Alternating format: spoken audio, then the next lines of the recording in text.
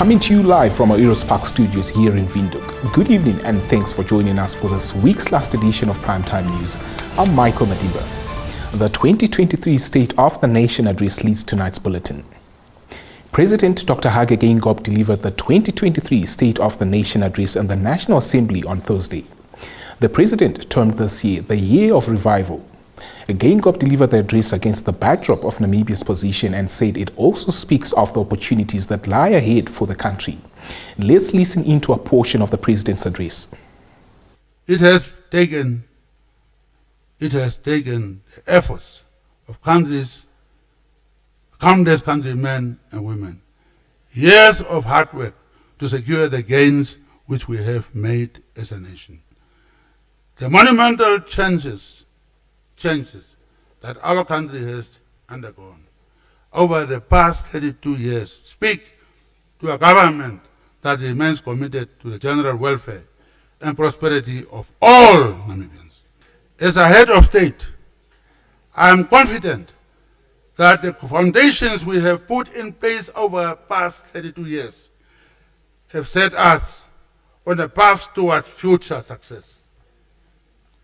Every assignment carried out, every project completed, every policy implemented, no matter how small, has served as a stepping stone towards a brighter future, towards the brightening light at the end of the tunnel.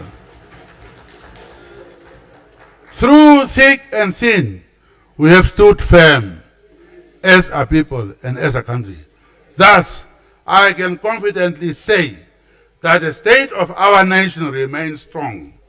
Let us therefore take a collective decision as Namibians to hold hands and ensure that we all partake in writing of a new chapter in this nation's history, a chapter defined by strength, a chapter defined by character, and a chapter that speaks to the revival of Namibia. Staying with the State of the Nation address, the Ministries of Mines and Energy, as well as Industrialization and Trade, will this year conduct feasibility studies to explore the possibility of using low-cost renewable energy from the envisaged hydrogen industry. President Dr. Hage Geingob, during his State of the Nation address on Thursday, noted this is aimed at creating a green manufacturing hub anchored by gigawatt installations, adding that government will interrogate the possibility of using the industrial parks in Walvis Bay to accommodate these green industrial projects. Let's listen in. The Ministry of Mines and Energy will table a proposal to accelerate the development of a large-scale solar portfolio implemented with battery energy storage system, which should be ready for deployment by 2025. Additionally, we have made significant progress in the electrification of schools, government institutions, and households, with 213 schools and government institutions in the process of being electrified and 1,011 households already electrified by City of Windhoek. These achievements demonstrate our commitment to providing Namibians with a reliable and sustainable energy supply.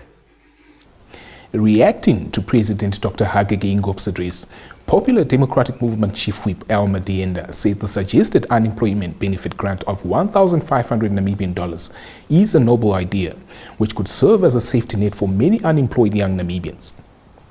Speaking shortly after the State of the Nation address on Thursday, Dienda noted the youth should be acknowledged in the national budget with a startup capital of the suggested grant.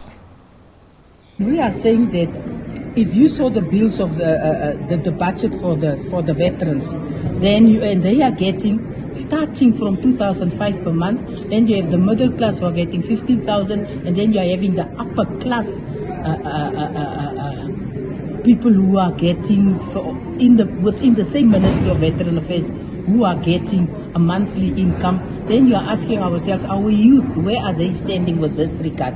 Why can't we start with a startup capital of 1,500 per month? Banks don't give loans to the youth because they cannot give surety on it, and the Minister of Youth are failing the youth because these projects that they are talking about is external sources, it's not internal money that they are talking about.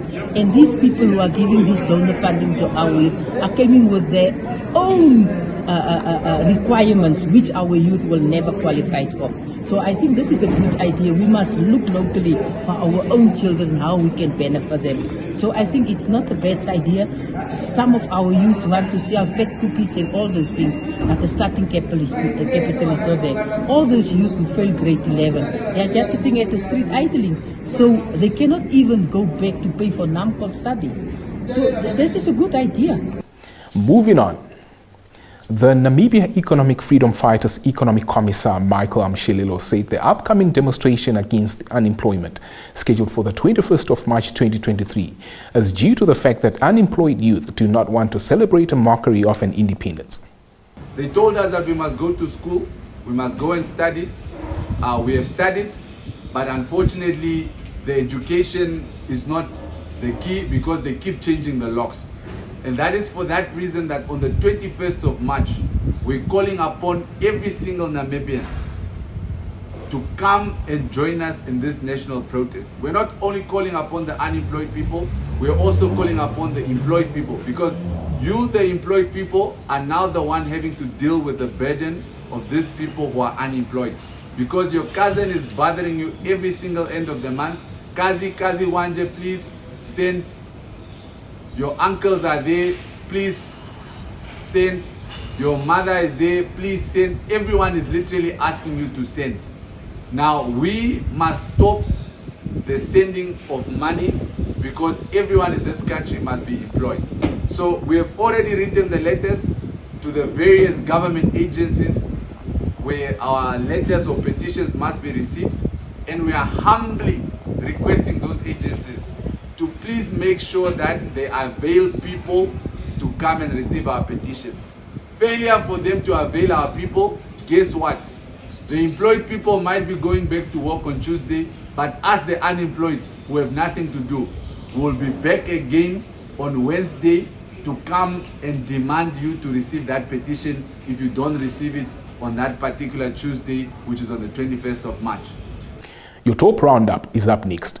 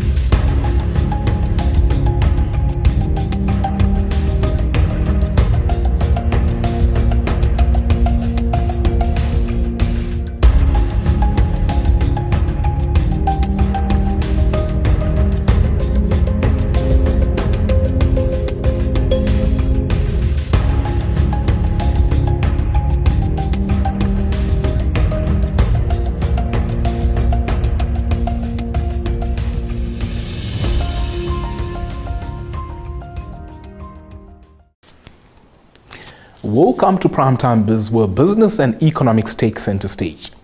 Leading the segment, High Economic Intelligence Namibia Managing Director Salomo Hay noted Namibia still has some work to do in terms of value addition in the mining and fishing industries if it wants to develop its economy.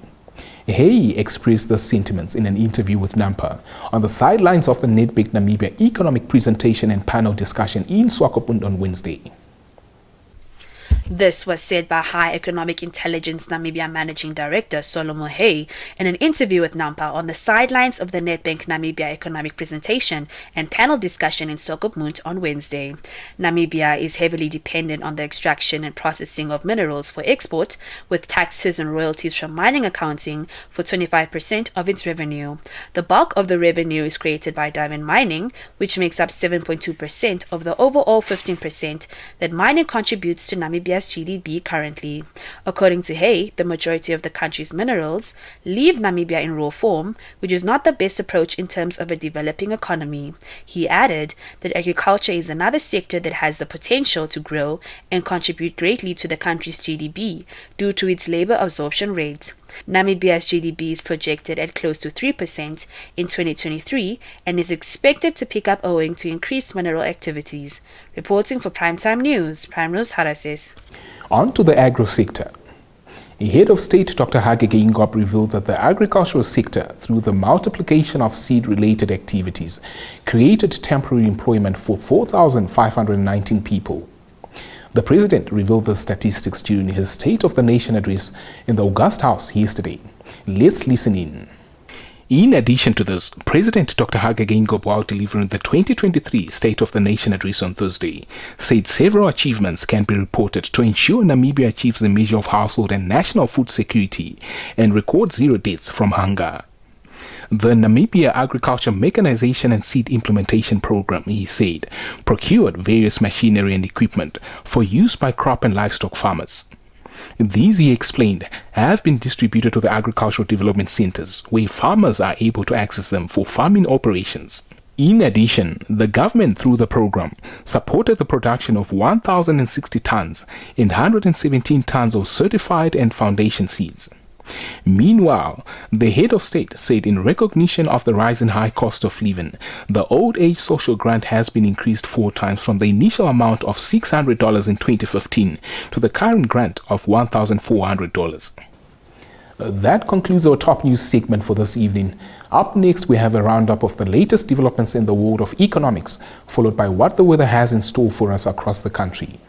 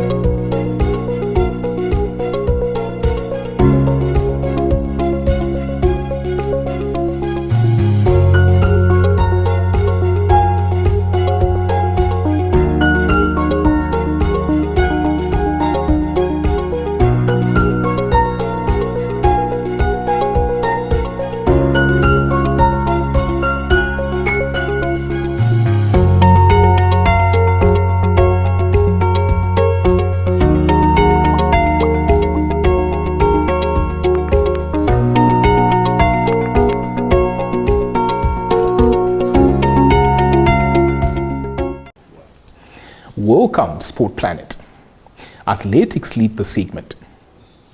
Earlier today, Namibian athletes and their management team arrived in Cape Town, South Africa to participate in the 2023 South Africa Sports Association for the Physically Disabled National Championships. Now, the annual championships bring together athletes from 9 South African provinces and other Southern African countries to compete in various sporting categories. From 19 to 22 March, Team Namibia will compete in para-athletics, para-powerlifting, swimming, paracycling, and goalball in Cape Town. The championship will be held over 3 days and 40 Namibian athletes will participate. On to La Liga. On Sunday, Xavi Hernandez and his Barcelona side have the opportunity to take a decisive step towards winning La Liga with a classical victory over Real Madrid, which would send them 12 points clear of the champions. The Catalans have not won the Spanish title since Ernesto Valverde was at the helm in 2019, and expanding the gap on the bitter rivals in second place would virtually clinch it. Although Madrid won the first La Liga Clásico 3-1 in October, Xavi's side have vastly improved since then. Your Sports Roundup is up next.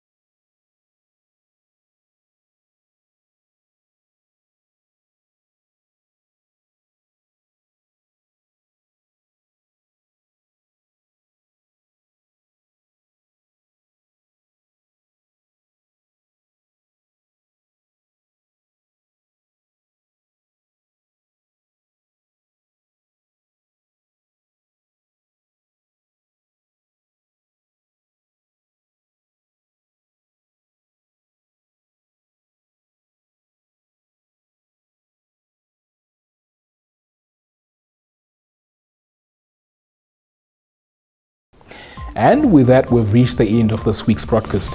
Thank you for watching. Join us again next week for another fresh edition as from Monday next week. From myself, Michael Medimba, and the collective behind the scenes, have a restful weekend.